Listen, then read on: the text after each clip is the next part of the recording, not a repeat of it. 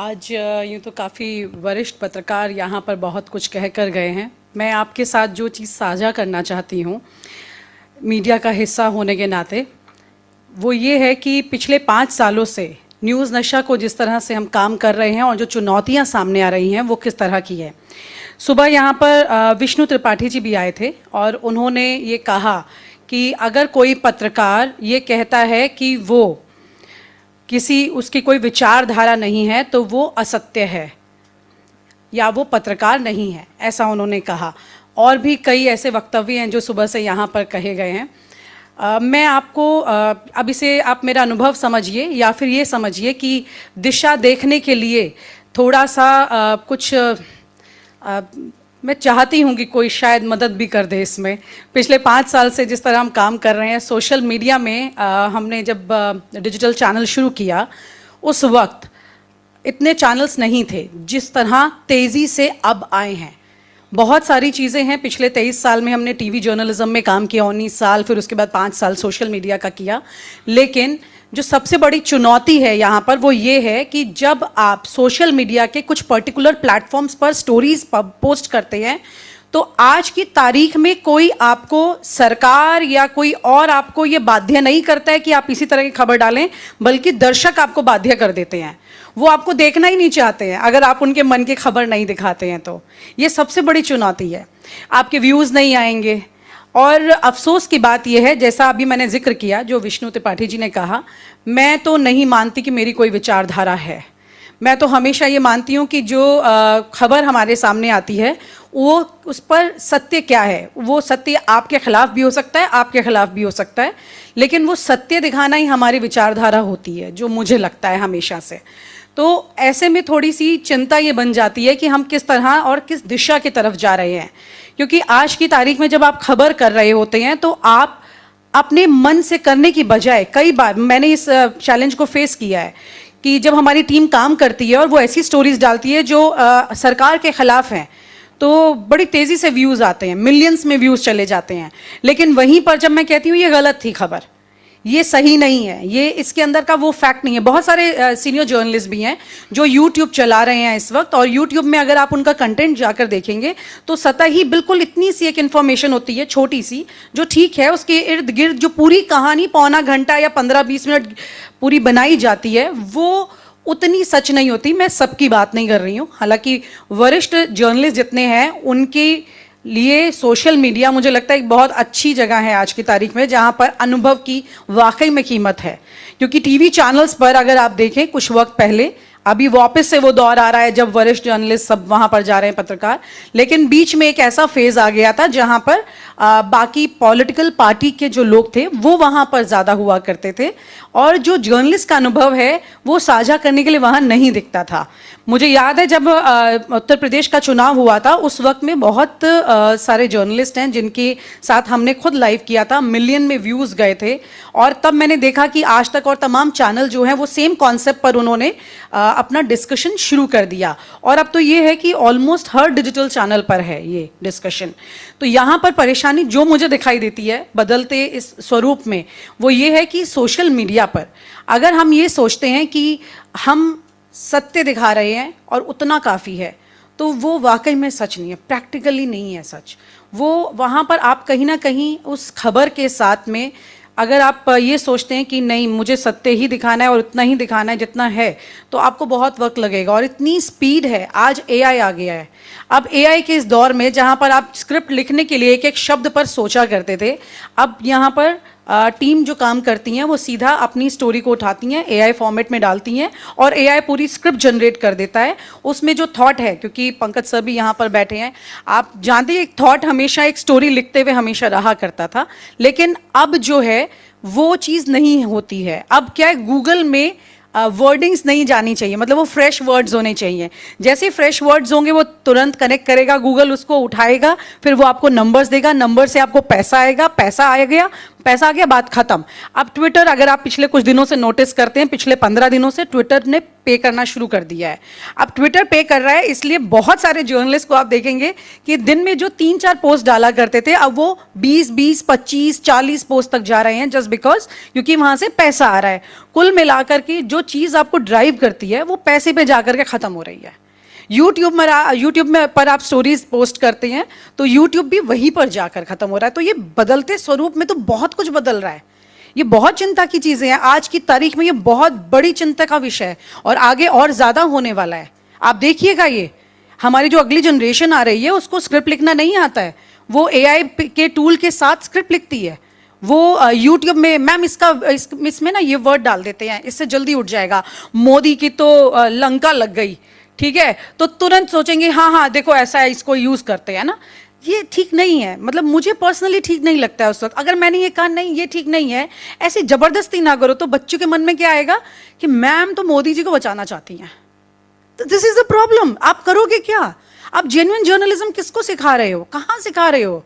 आज तो आप तो सिचुएशन ही चेंज होती जा रही है। हमने जो सीखा था, हमने जो काम किया था, मुझे बहुत प्राउड होता है। मैं उस काम को जब पीछे मुड़कर देखती हूँ, मैंने इन्वेस्टिगेटिव जर्नलिज्म में 66 तो स्टिंग ऑपरेशन किए थे, सोलो किए थे, और ऐसी ऐसी स्टोरीज थी, मुझे बहुत अच्छा लगता है देखकर, जिसमें कई बार ऐसा होता था कि हमें लगता था कि आज हम घर वापस लौट गए हैं, चलो शुक्र है। मम्मी को नहीं मालूम होता था कि मैं आज घर वापस जो लौटी हूँ वो एक्चुअली कुछ ऐसा हुआ है बाहर कि मतलब मैं शायद नहीं लौटती, लेकिन मैं लौटी हूँ। वो मुझे मालूम है, मैं उनसे शेयर भी नहीं करती थी, लेकिन मुझे प्राउड होता था जब वो स्टोरी ऑन एयर जाती थी और छोटी सी कुछ सेकंड्स की मेरी पीटीसी उसमें जाती थी। मुझे बहुत प्राउड होता था, नॉट बिकॉज कि मेरी पीटीसी उसमें गई है, मेरी वो स्टोरी ऑन एयर गई है, उसका मुझे प्राउड होता था। ऑपरेशन कश्मीर मैंने किया, मैंने काफ़ी सारी ऐसी स्टोरीज की हैं। Wife swapping in rural area, ऐसी स्टोरी मुझे करने का मौका मिला था। अजित शाही उस वक्त चैनल हेड हुआ करते थे चैनल 7 में, उन्होंने मुझे कहा था ये एक ऐसा मौका है तुम्हारे को ये स्टोरी करने का, ये कभी लाइफ में दोबारा नहीं आएगा। मुझे 9 महीने का वक्त मिला था, जो जनरली टीवी मीडिया में नहीं मिलता है इतना लंबा वक्त स्टोरी करने के लिए। मैंने उस पर एक किताब भी लिखी है।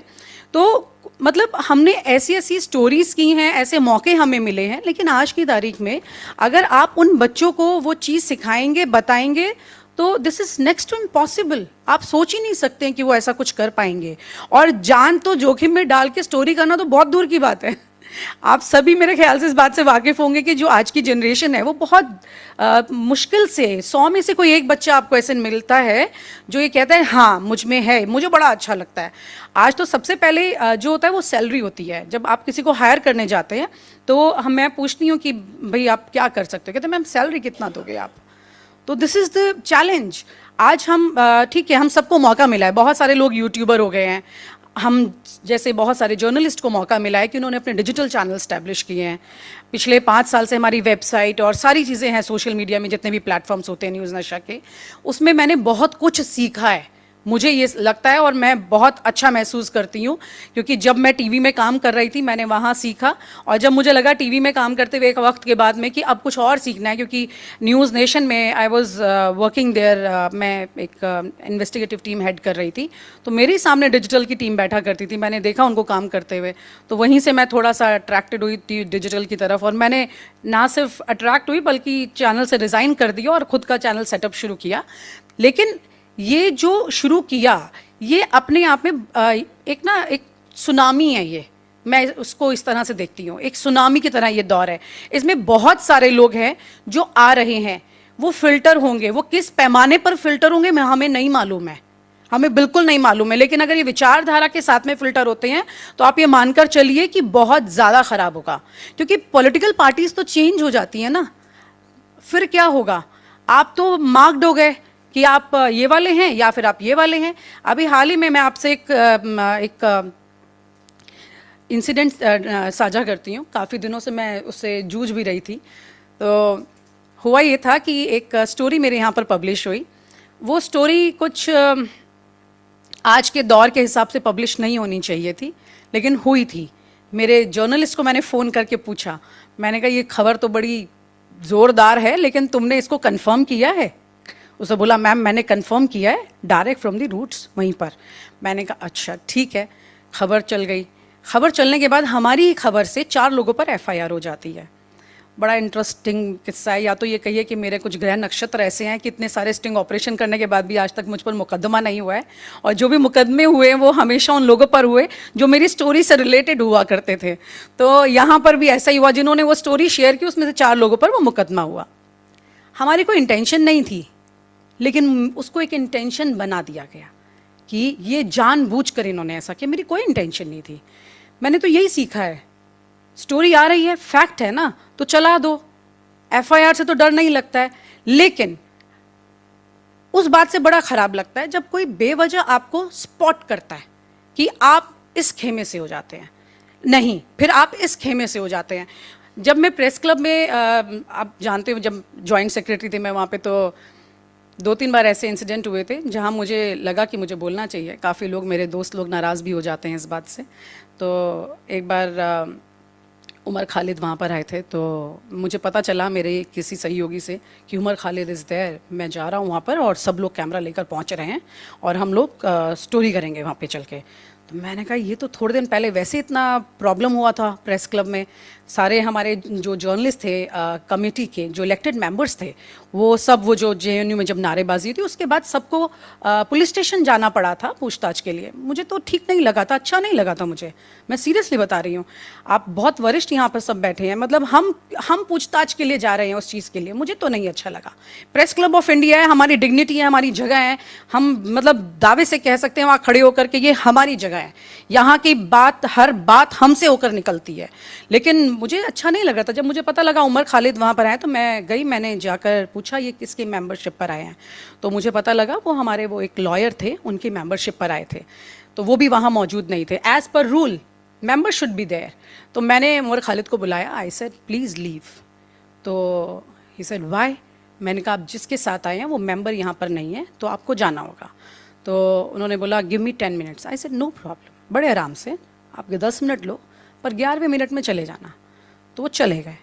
लेकिन इसके बाद क्या हुआ, मुझे एंटी अदर ग्रुप करके स्पॉट कर दिया गया। सब जर्नलिस्ट ने आके मुझे, कुछ थे जिन्होंने मेरे ही अपने जानने वाले, उन्होंने मुझे कहा कि ये तुमने क्या किया, तुमने उसको इस तरह से प्रताड़ित करके भगा दिया और ये सब चीज़ें बोलना शुरू। मैंने कहा मेरी जिम्मेदारी थी, मैं इलेक्टेड मेंबर हूँ प्रेस क्लब की, और मेरी जिम्मेदारी ये कहती थी कि कोई पुलिस आए वहाँ पर और कोई और वहाँ पर इंसिडेंट हो, उससे पहले उस सिचुएशन को कंट्रोल करना। कहते वो पुलिस आती तो पुलिस देखती ना। मैंने कहा हमारी कोई डिग्निटी नहीं है, पुलिस आएगी वहाँ पर, पुलिस देखेगी उसको, और हमारी कोई डिग्निटी, हम किस लिए यहाँ पर है।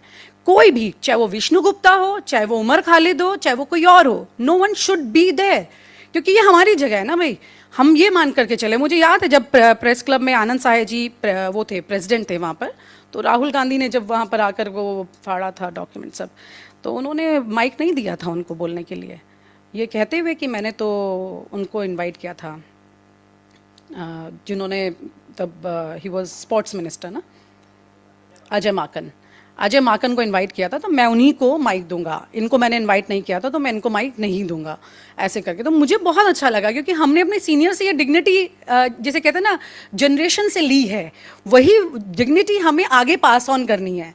आज कोई भी है, कल कोई नहीं रहेगा, उससे कोई फर्क नहीं पड़ता है। ये अब एक तरह से हमारे ब्लड में आ चुका है। अगर इस बदलते स्वरूप में हम अपने खून का रंग बदल देंगे तो फिर क्या बचेगा, मुझे तो ऐसा लगता है। और बहुत सारी चीज़ें हैं ऐसी जो कि मजबूर कर रही हैं हमें बदलने के लिए। सच बता रही हूँ, फिल्टर लगा रही हैं बार बार, जैसे कि हार्ट अटैक में आपको आर्टरीज में ब्लॉकेज आ जाती है और फिर उसके बाद एक एक करके आर्टरीज चेंज होती हैं और आपको जीने के लिए आप उसका सहारा लेना पड़ता है सर्जरी का। तो ये दौर सर्जरी का है एक तरह से। ये ऐसा दौर है जिसमें आपको कहीं ना कहीं मजबूर होना पड़ रहा है, बार बार आर्टरी चेंज करवाइए जी, नहीं तो आपके खून में ये जो मिलावट है ये फिर आपको एक दिन मार डालेगी। अब ये आर्टरी के लिए सर्जन कहाँ से लेके आएंगे हम, ये सारी परेशानी हमारे सामने है। मुझे लगता है कि ऐसे में हमारे सोशल मीडिया को लेकर सरकार तो काम कर रही है। अब सरकार जब काम कर रही है इस पर, तो उसमें भी सवाल होते हैं, क्योंकि अब बहुत कुछ एक तरफा इधर उधर हो चुका है।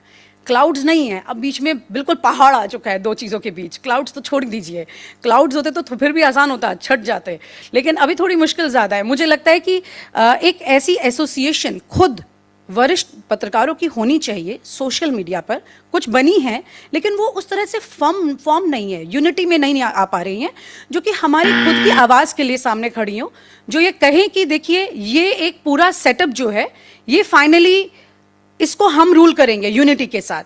कई बार जिक्र होता है अमेरिका में, जब वहाँ पर भी 2 पार्ट्स हैं, लेकिन जब जर्नलिस्ट की बात आती है तो सब एक साथ हो जाते हैं। मुझे लगता है वो थोड़ा एक इस बदलते स्वरूप में अगर हम उस चीज़ को ना बदलें और साथ खड़े हों एटलीस्ट एक लास्ट एक्सटेंट पर, तो वो ज़्यादा बेहतर होगा। आई थिंक वक्त भी हो गया ना। Yes, thank you so much.